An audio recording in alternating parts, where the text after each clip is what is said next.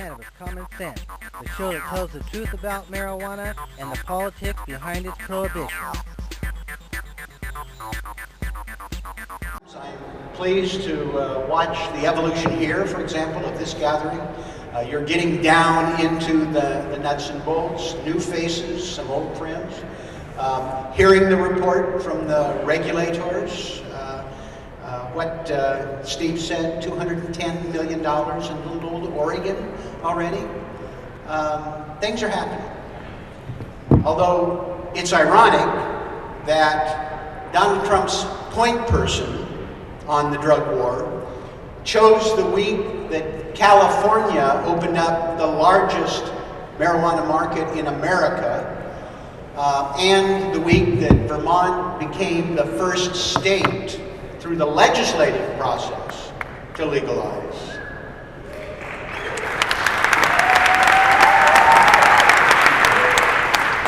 To try and upset the apple cart, to attack state legal industry, to be able to cast a shadow over progress that is taking place now in 30 states around the country.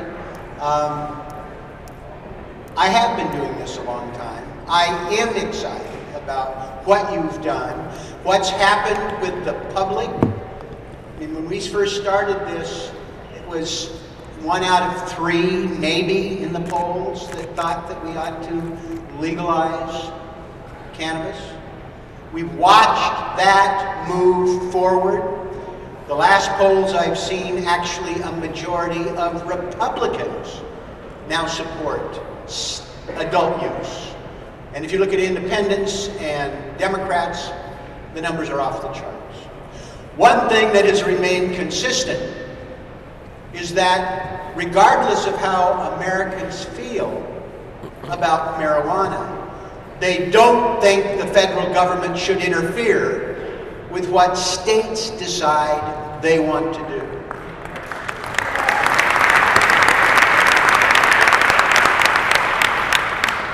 That is our secret weapon, one of our secret weapons. You know, I've been going around the country, as you know, I've been campaigning on these ballot measures. Very exciting watching what's happened, and then the results. Actually, I would have spent more time in Arizona if I'd known we were going to get that close. We would have been maybe 9 for 9. But 8 out of 9 is not bad. And as I remind every audience, every interview I give, in the states where Donald Trump and cannabis were on the ballot, cannabis got a lot more votes than Donald Trump.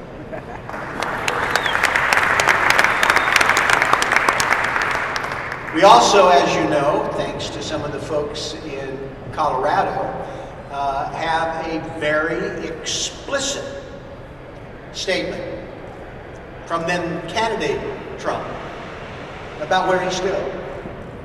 And you've probably all seen the clip. He very clearly said the states ought to be able to do what the states are doing. And I think it's important to help candidate Trump remember what he said. Remember that millions of people who voted for Donald Trump voted for cannabis. And that we are watching all the dire predictions that the goofy folks that have been arguing against us for years, they've fallen apart. 30 states have moved into this space, including, I'm very pleased with what some of you have helped bring about in Oregon, Washington, Colorado. The sun still sets in the west. Big rocks haven't fallen out of the sky. Children still go to high school. What's happened is we've watched an $8 billion industry emerge, 200,000 people employed. We've watched the industry maturing. Some of you here have been on the front lines. I am excited about what we have seen in the last 5 years in Washington, D.C., having people from this industry making the case, the simple case, of what they want. They want to be able to pay fair taxes with a check. How hard is that?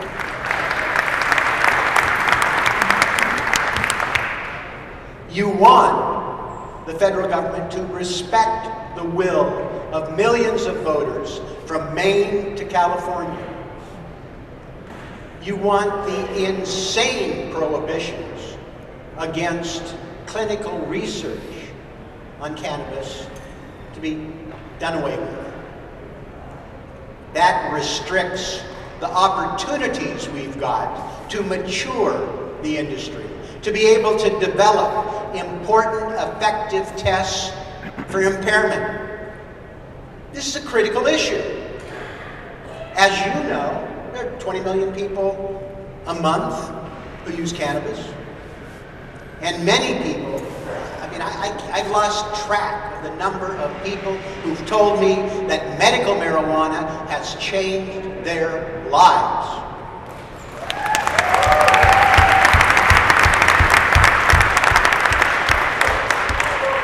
And it is totally mainstream.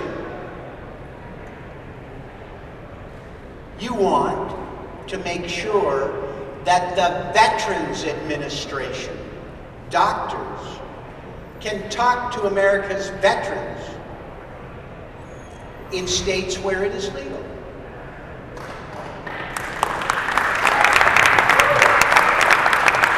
But it's not just for our veterans who die too frequently from overdose, who have been given opioids at a frequency far, far in excess of the general population, and are denied a medication that can be transformative.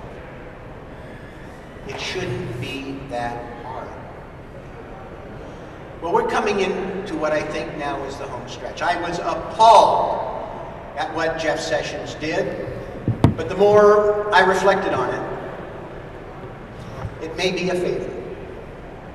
As I've been campaigning around the country, I have made the prediction and a number of bets that this crusade is over in 5 years. Well, that was last year, so I've only got 4 years left. But I think if we all do our job, thanks to Jeff Sessions, we can cut that time in half. We've got people who are involved that have not been involved before. We have more media attention, and we are getting more people in Congress.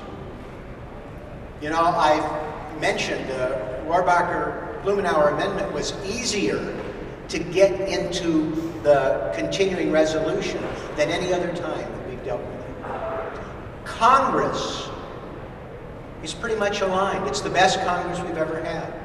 Virtually every one of my Democratic colleagues, and now dozens of Republicans, are on board.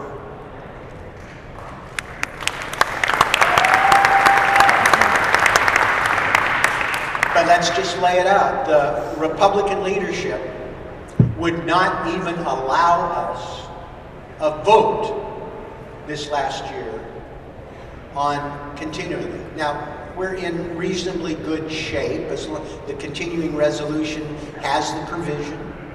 We have, if we ever get around to actually passing a budget, how quaint is that? It's on the Senate side, and we've got, as I mentioned, strong support on the House side. We've got a problem with some people in key positions who messed with us, who took my veterans access legislation that passed both the House and the Senate in last Congress and took it out in a conference committee. That has to change.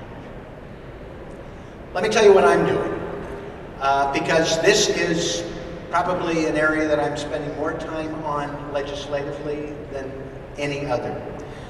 First and foremost, I'm trying to make sure that all my Democratic colleagues are in line. It's a huge percentage, but they're not all there, and I'm working to make sure that everybody understands these issues. Second, I have communicated with every man and woman running as a Democrat for Congress, and there's a gazillion of them. Lots of energy about these issues, how to talk about it, how it is important for them to take an unequivocal position There's no problem politically if they do. I think there's a problem politically if they don't. I will go to my grave convinced that if Hillary Clinton could have given a coherent answer on cannabis, she'd be president today. And it wasn't that I didn't tell her, or that you didn't tell her. It's just skittishness. An inauthentic answer of something that she knew. And I think, frankly, she paid a political price. I want people this go-around who aren't with us, who aren't helpful, who aren't specific. I want them to pay a political price. I've zeroed in on a couple of people who have been extraordinarily unhelpful. We've already had a nice little billboard in Pete Sessions' district with a veteran asking why Pete Sessions doesn't want him to have his medicine. We are going to make sure that this is a political issue. And you need to make sure this is a political issue.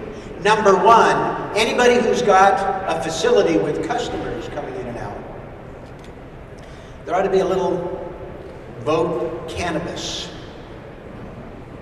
poster. There ought to be voter registration cards.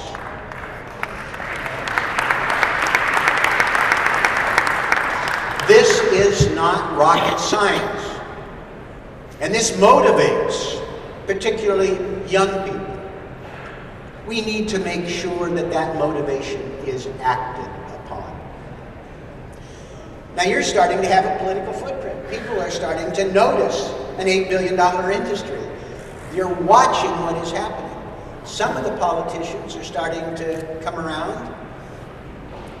There ought to be some very specific conversations about where they stand and what they're going to do.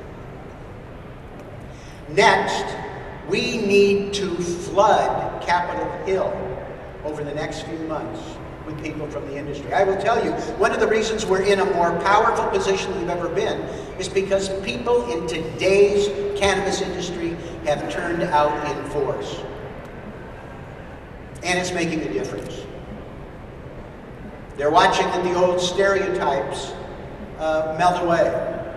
People today are serious business people. They care deeply about their customers and their product. The people I've worked with in Oregon and around the country really make a difference. We need to make sure that that new face of the cannabis industry is on display in Washington and talking about what the impacts are, having a cloud over financing, over banking, the impact of not being able to be taxed fairly. And you are powerful spokespeople, very powerful spokespeople. We're continuing with our bipartisan cannabis caucus. I mean, I don't like what the Republican leadership has done with this, but I have worked with pro-cannabis Republicans. Two of my co-chairs of the Cannabis Caucus are Republicans. If you would have told me 20 years ago when I'm working on this that one of the first co-chairs of our Cannabis Caucus would be an 83-year-old Republican from Alaska, I might have taken that bet. But Don Young is terrific. Dana Rohrabacher has been tireless. I took the 280E legislation that Grover Norquist, the famous Republican tax activist, appeared with me when we had our first press conference. Grover was there talking about how that was inappropriate. And we've packaged it and given it to Carlos Cabello as my partner now in the House. He's terrific. I saw Ree here a moment ago from Senator Wyden's office. Senator Wyden and I have introduced comprehensive legislation that would solve the problem. But I'm excited that there are now dozens of people who are coming forward with their proposals. We're encouraging them. We want more voices as long as it's consistent. and it's moving in the right direction, we think that's terrific. And we'll continue to build on that bipartisan platform. We need you to carry that, not just to Capitol Hill, not just having your little voter registration, not just having serious conversations with candidates when they pop up. We need you to be able to pull those people on the ground. Look at, I had 3 national industry phone calls in the aftermath of this confusion. One of the messages that we're delivering is that bring people from Capitol Hill to you. This is a congressional recess for the House of Representatives. I'm encouraging people to look at what the recess calendar looks like and use that time to invite members of the House and Senate across the country to come in and see what you do. Look at your business. Look at the commercial facilities. Look at the growing operations. Look at the retail. It's important. A lot of people are making a judgment who have no idea what you're doing. And the more they interact, I think the better off we're going to be. I hope that you are relentless in making sure that everybody in the industry meets your high standards. I have met people who take great pride, and a number of them use the term they want to be the gold standard. They want to be the best. We need to make sure that there is no area where people are stepping over the line. Selling product to minors is obscene. And we need to make sure that it does not happen in Oregon or anyplace else. And I know most of you are rigorous. I've watched you in action. But we've had some problems. You read about them here. That cannot continue. That's an open invitation to upset the apple. It'll come back to haunt us. You heard Steve talk about leakage of product. It can't happen.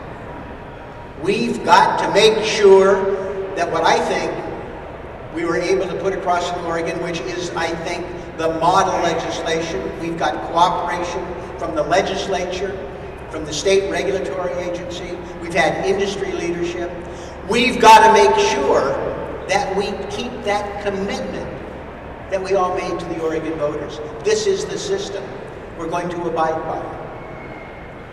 And it's important that we do that.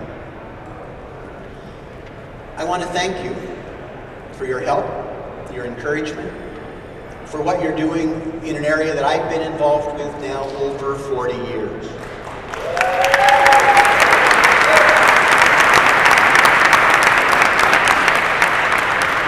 If you would have told me in 1973, when we had our first bill that would have allowed 2 plants per household, that it would have taken 44 years to get where we are, I don't think I would have believed it.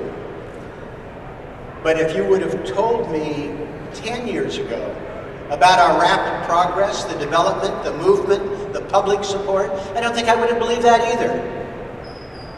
We're in a spot now where we can drag it across the finish line, where you can work with me so that I'm not a liar, that we get this done this next year. We can do that. Part of it, and I will work day and night to be able to make sure that the chair of the House Judiciary Committee is not Bob Goodluck from Virginia, who's not our friend, but Jerry Nadler from New York, who in '77 voted in New York to decriminalize, and who's been with us every step of the way in the legislation in Congress. These things matter. I will stop at this point. I will continue to follow through with you, We continue to want you to be able to provide our office with information that we need to know about. We need to make sure that we're moving, not just legislatively, but it looks like we've got shots in Missouri and Michigan. New Hampshire House of Representatives passed pro-cannabis legislation this week. We need to keep the pressure up on all of those. But accept my thanks, accept my commitment to work with you to make sure that we do what we need to do legislatively, politically, and with the public. Because I truly think our time has come, and next year we can get it accomplished once and for all. Thank you very much.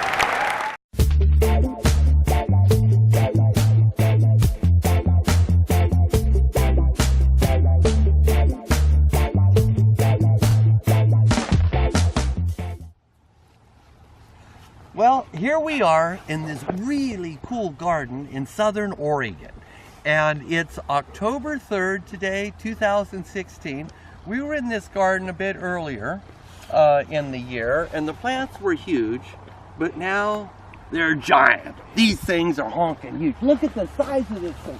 See, this thing is huge. I mean, it's huge, huge. Buds everywhere, and these are still a little bit small, but they're gonna get bigger. And they're gonna start harvest over on the other side. There's 58 plants here, only 58. And I'll tell you, I'm just guessing myself, I'm guessing that the medium size or median harvest on this of just dry flower tops is going to average somewhere between 10 and 12, 14 pounds. And that means you're going to have some 15 pounders here. Not this plant, this one's kind of a weird one. See, it's got this step in the middle. What was this, a Blue Dream crossed with Tahoe? And there's another one right behind it, and it's real similar. I don't know. It's really funny. I brought my friend Will Feedham, who's the vice president of the Oregon Sun-Grown Growers Guild.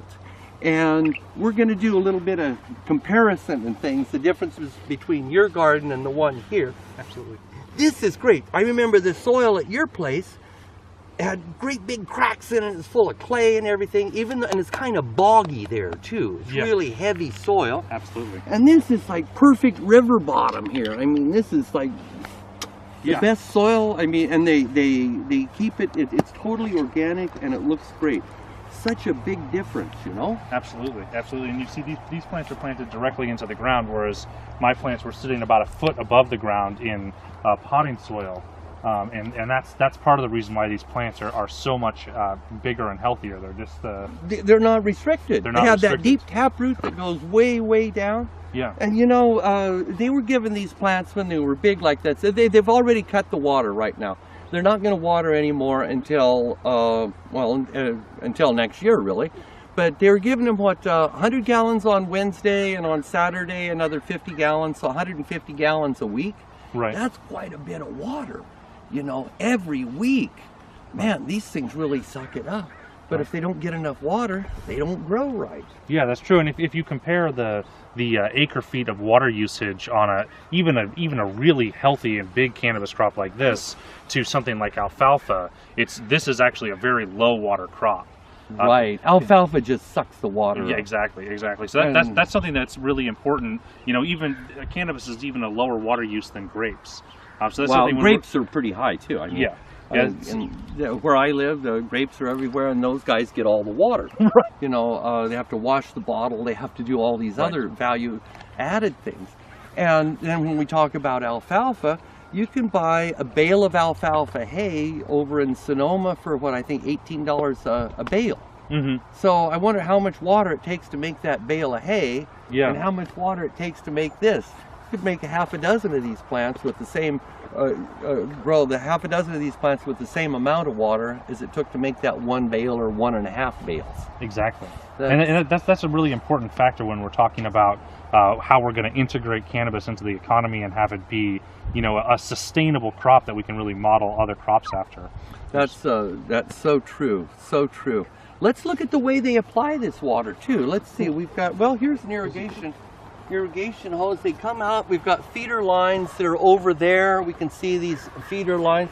And then here's our drip emitters here. And notice they keep them underneath this this mulch that keeps everything a bit cooler, and it keeps the UV light off of these so they don't break up in the sun afterwards. And they've got this really nice straw mulch. Right. And it's organic mulch. Exactly. And it doesn't have all those seeds in it. Right. Know?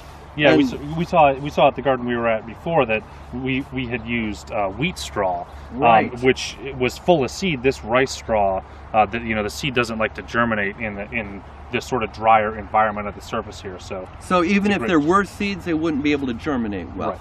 And they may germ, but they would just die real soon because it's not a wet enough environment. Right. So that's pretty interesting. And notice they bring this all the way out. This is the drip line where the roots normally stop, but since these are really big, strong, healthy plants, the roots will go way out here, and they water this part by hand. They water this by hand, which, well, it needs it. It needs it. Anything else you can think about right here?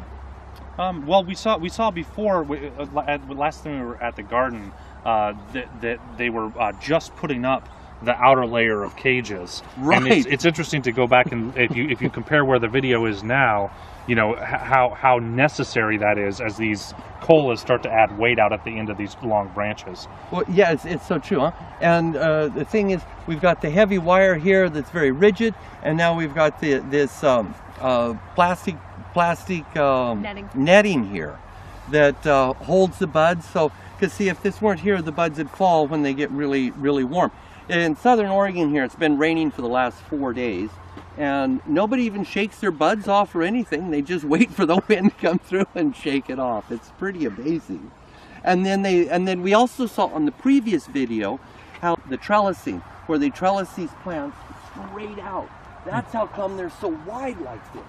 Yeah, they're really wide, and I just can't believe it. I can't believe how darn big these are. Yeah. Well, let's go through and look at some of the varieties here. Absolutely. All of these plants are the names.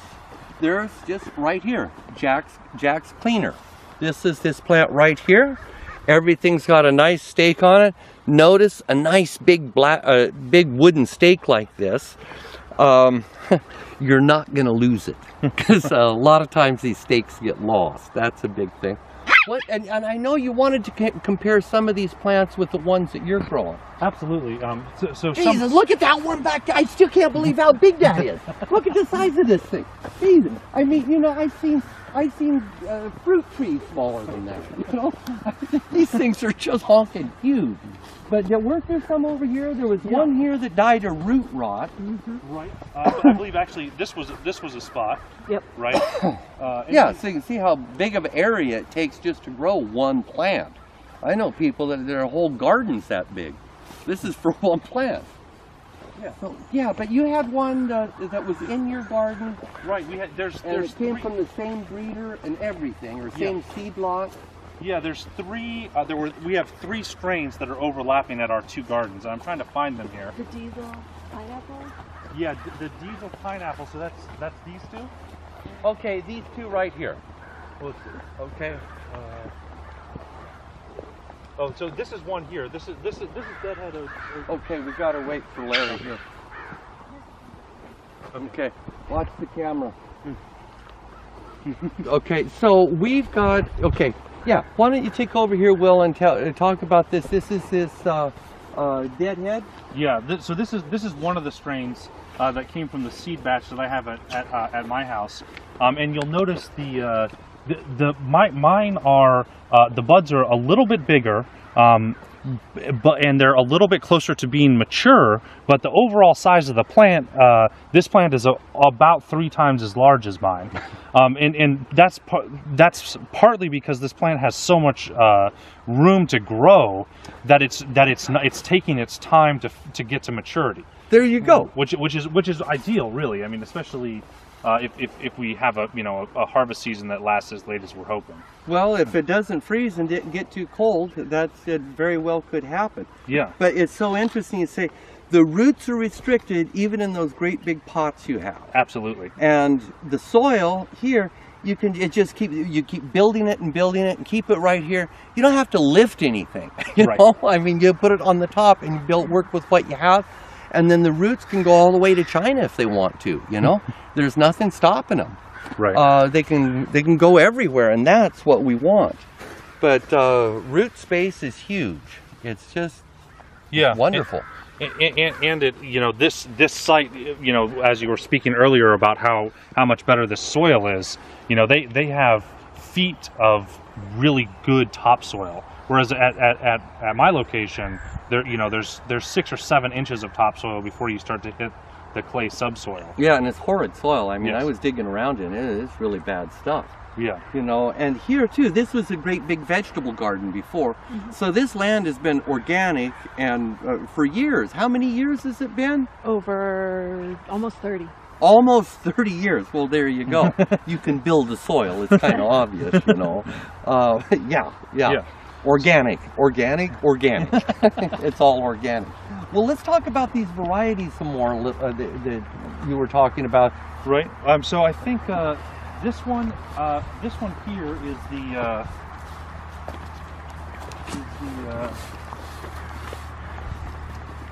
this is the Pure Mindo Diesel X Pineapple, which is Pure Mindo Diesel times pineapple. Yeah, crossed with pineapple. And it's sort of the same. It's the same story, although this one, the bud size is not significantly ahead of the bud size on my plants. Or my plants aren't, like, this plant is maturing at the same rate as my plants, even though it's significantly larger. Yeah, and that's just because it has better growing conditions. It does. Well, and it's interesting because that strain seems to respond more. It seems to be more affected by its roots being limited than this strain does. Isn't that funny? Some people like some plants like to have restricted roots, and others don't. That's really common in the greenhouse industry too. Yeah. Orchids like that, for example. They like restricted roots. Right. And they grow better. Interesting. Yeah. Now, what about this plant here? Wasn't this one of these? That's another one of Mindo the ones that they're going to start harvesting. That's a Mindo pineapple. Oh, this is a Mindo pineapple. Where's a pure Mindo Diesel? We don't have any pure Mindo. Really? Yeah. Deadhead OG, Pure Mindo Diesel X Pineapple, and then I have one that's one. We may not have planted it out. Oh, you may not have planted it out. Yeah. It looks really good. Yeah. Well, let's talk about this. What all these this pink ribbon is here.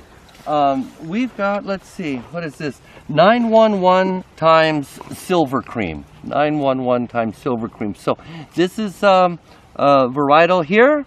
911, I believe should be the female, and this should be the male, the silver cream. The reason they put this big ribbon here that's so so easy to see, and then is because when you're in here harvesting, you're working your tail off, and you're just well, they don't want to. First, let me tell you why they don't want to harvest this bud, because this has been pollinated. And so this is the seed bud here for this, so they're acclimating their plants to here. And the reason they've got this big ribbon here is so they'll remember this and won't cut it and harvest it, because this bud has to stay longer on the plant so the seeds mature. Yeah, and it was interesting. I was talking to the grower here about breeding, and the grower said, well, you know, we do our best. We chose the male for emotional reasons. It reminded me of one of the bands that they like. And so we'll see. But they're just acclimating things. And so it's kind of a hit and miss thing. But you keep doing it, you're going to get lucky. Right. So they're producing, all of these were grown from seed. That's another thing we should talk about. Yeah. How much stronger they are. Yeah, and you saw the largest plants at the garden we were at before were grown from seed, and these are all grown from seed, and you can see the results, the downside of growing from seed is that it's not super consistent yet, because Yes. as you said, it's sort of a hit and miss on whether you get lucky. But if you stick to that over the course of years, you can really hone in on plants that are well acclimated to the region. Look for the nice stuff, the things you want. Right. Strong branching, large growth, disease resistance, and the desirable cannabinoid profile. Exactly. Notice I said the cannabinoid profile last, because I want big branches, I want strong plants that are really, really good. And then when you plant seeds too, you plant these really early in the year, so it's got a good taproot, and it goes down a long ways, and that really goes along, helps a lot for the water, because they can pull that water from the subterranean all the way up, and they're not so dependent on the little water. Pretty cool stuff. I love this garden. I just can't believe how big this stuff is. Yeah. And one thing about the, another thing about seeds and the roots is on a seedling plant, you'll see when you pull the plant out and you look at the root structure that's left, you'll have a lot of really large roots that then break down into fibrous roots. But on a clone plant, you'll almost always be going straight to a fibrous root, which really limits how much distance the roots can travel. Right, because that taproot, it comes out, it's the original root, it's supposed to go straight down as far as it can, and then just like the stem goes straight up, the taproot is the counterpart underneath the soil, it goes straight down. That's what you want. And when you get the other ones, they all go out like that, and they don't go so deep, and they don't bring up the nutrients that are really deep too, because this is an accumulator plant too. Did you know they planted these over at Chernobyl? Yes, I had heard that. to accumulate all of the nuclear waste that was around, and then they accumulate it, and then they're stored in here. So but it does the same with nutrients. Yeah, and that's one of the reasons why with cannabis cultivation, using organic techniques is so important, because a lot of the synthetic fertilizers do contain heavy metals, and so it's really important.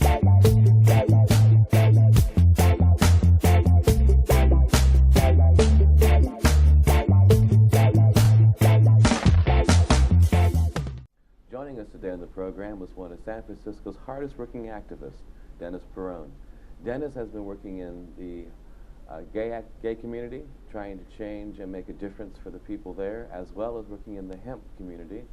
And his political ideas and his political efforts have made a change and an impact on that city that will last for its history.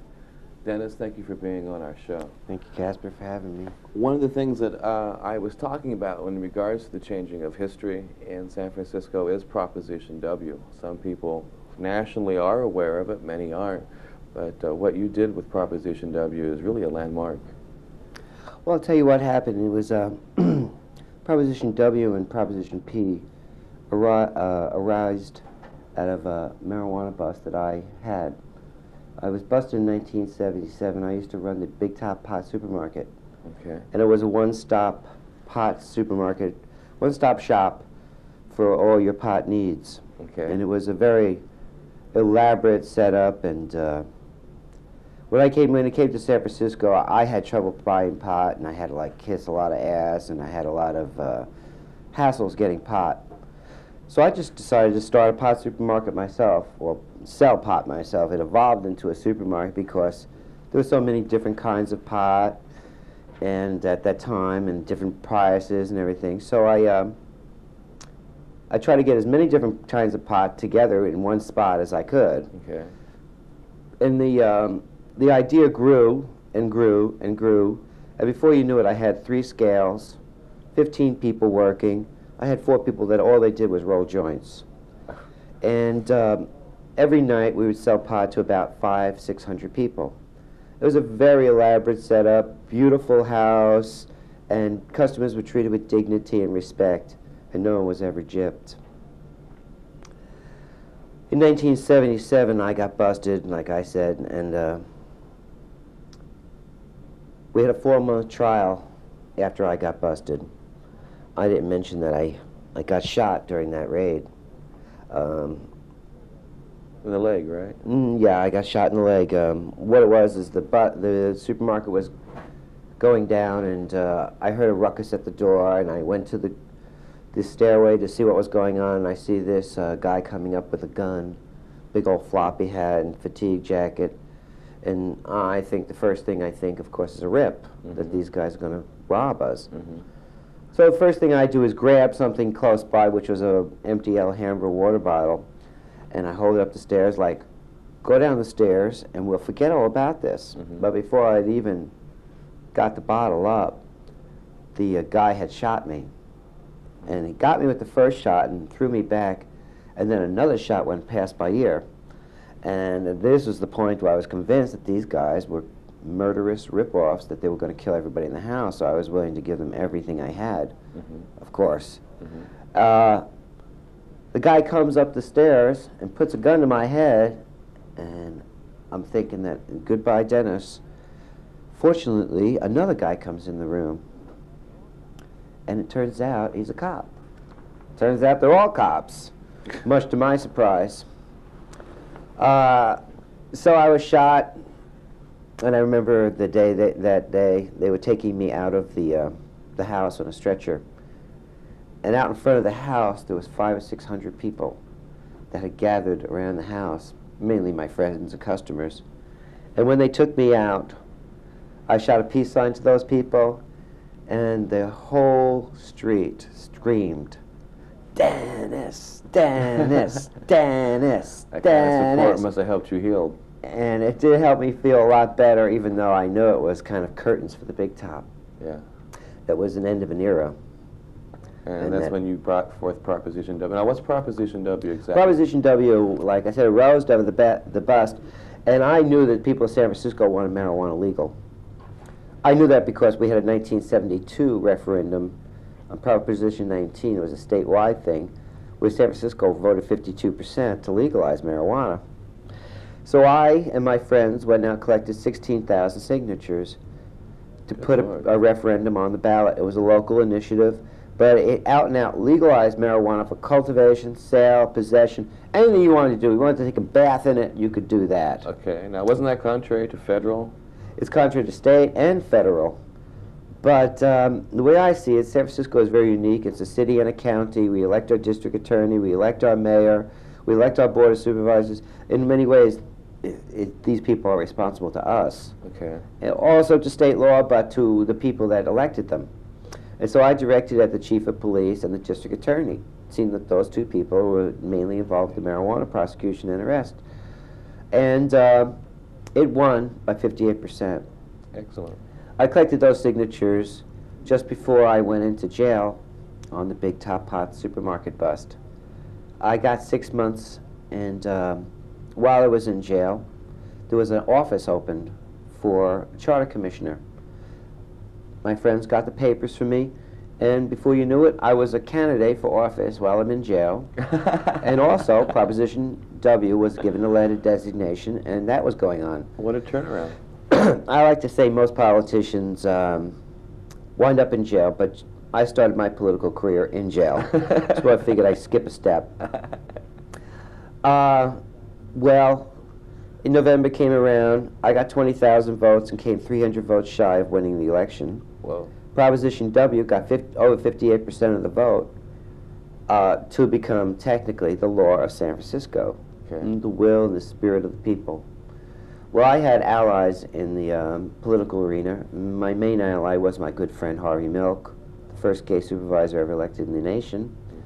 And my other ally was George Moscone, the liberal mayor of San Francisco, who was a friend of the gay community, who was a friend of the potheads, and he was just a friend of the weak people and the people that had no voice.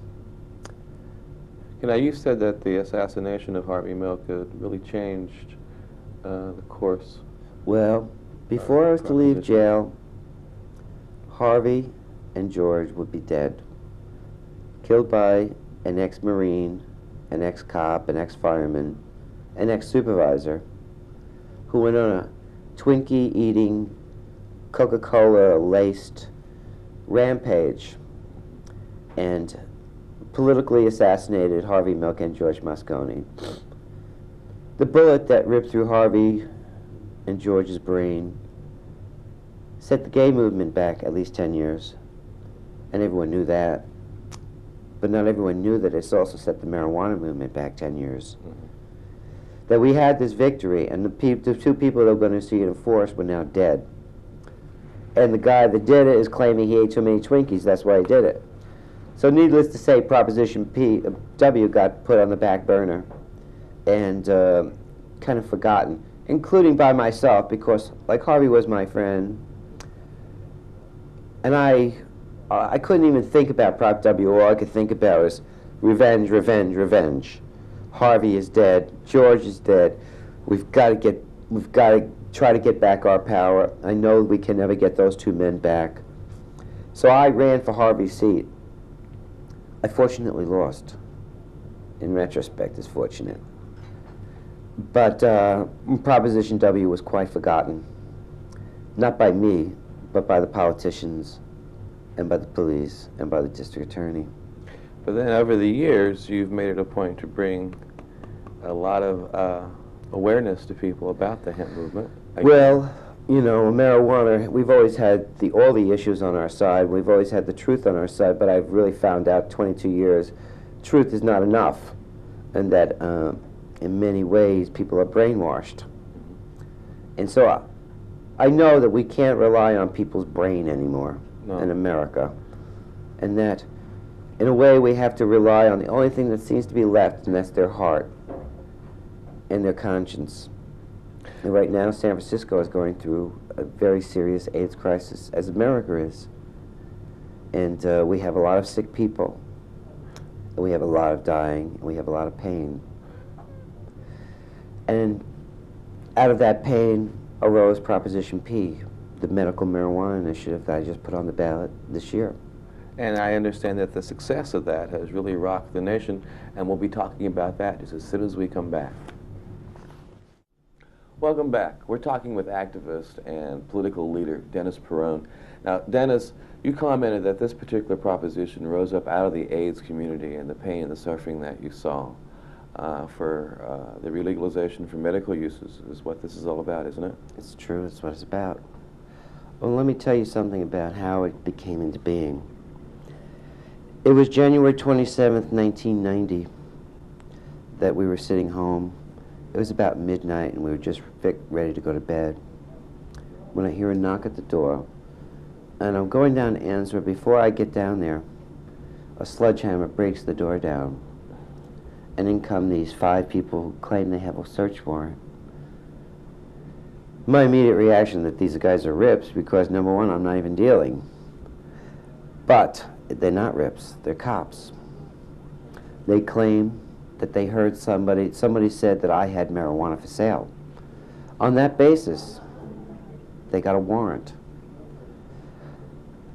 They found marijuana in my house. They found 4 ounces of marijuana in my house. But what they also found was my very sick best friend dying of AIDS.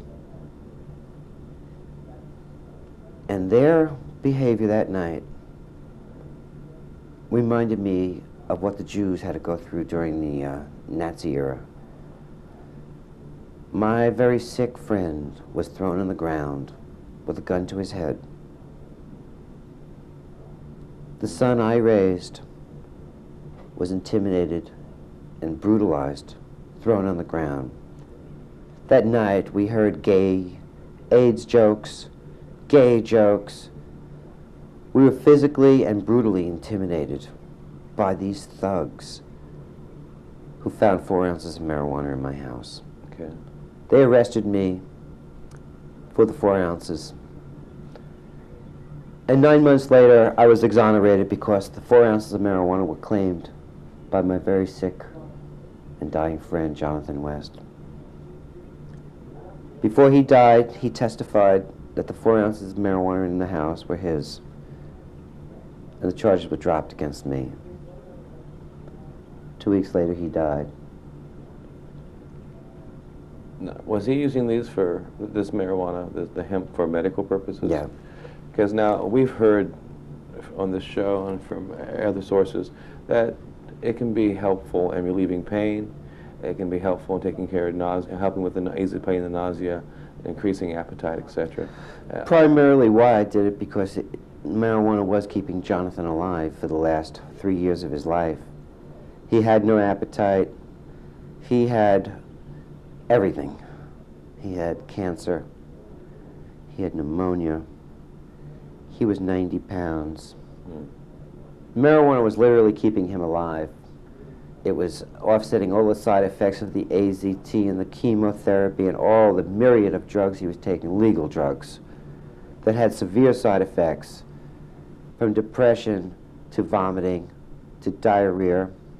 So then you took this and you went out and put together Proposition.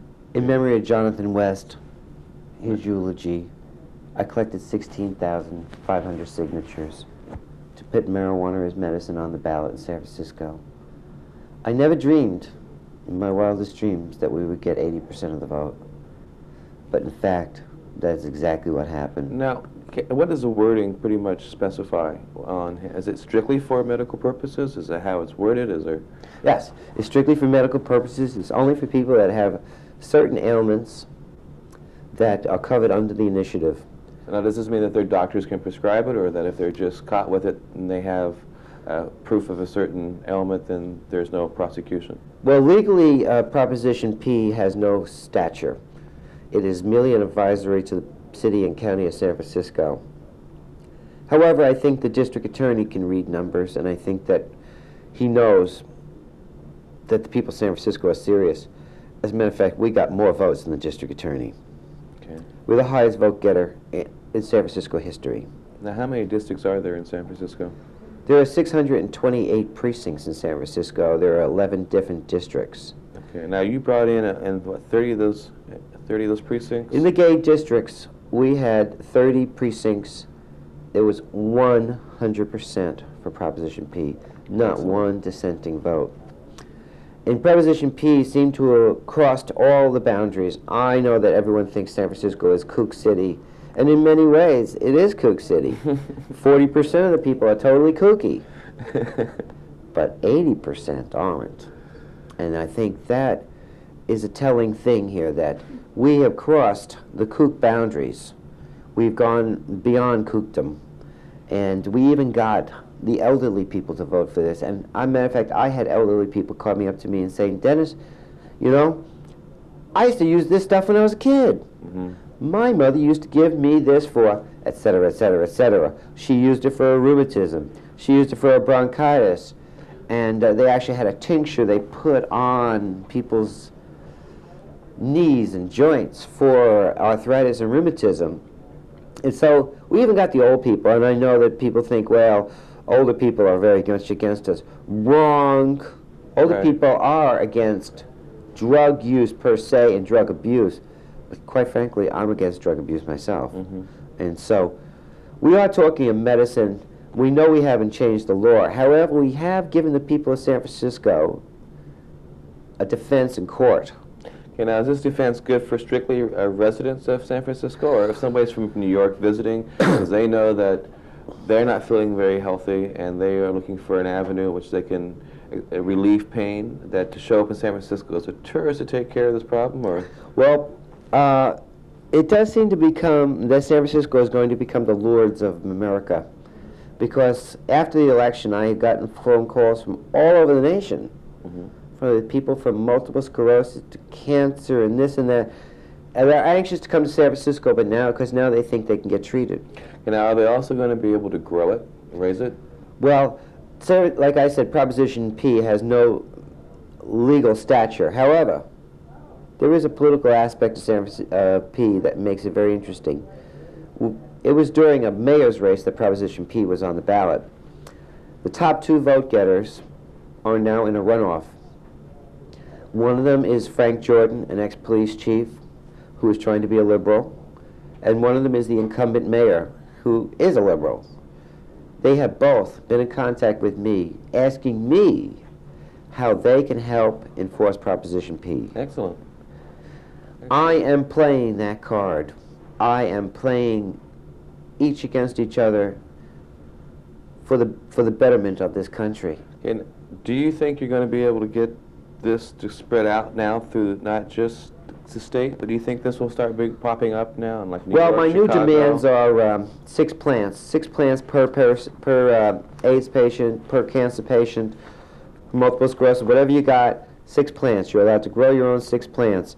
And what I'm really asking for is de facto legalization of marijuana, for cultivation of marijuana for medical purposes. I can't ask, I am asking the city, county of San Francisco to look the other way. Okay. When they see 6 plants growing in a window, to just look the other way. I know I cannot change state law out of San Francisco, although I do believe the state of California is ready. And we are taking this initiative on the road. Our next targeted location is Santa Cruz, California. Okay. And after that, I want to take it to Humboldt and Mendocino and to Los Angeles, right into the belly of the beast. Okay. Now, if someone, how do they protect themselves? I mean, if they're growing 6 plants, do they have to have a statement from a doctor saying that they are AIDS patient or cancer Well, that's patient? exactly what we're advising patients to do, to get an advisory note from their doctor Okay. that says, if marijuana were legal, I would prescribe it. And that's all, because doctors cannot legally prescribe it now. I do believe that there will never be another prosecution for marijuana in San Francisco again. I believe that because I am going to stand in the way of anybody that tries to prosecute anybody for marijuana in San Francisco. Proposition W, it was the right time, the right place, but Harvey dying and George dying screwed it all up.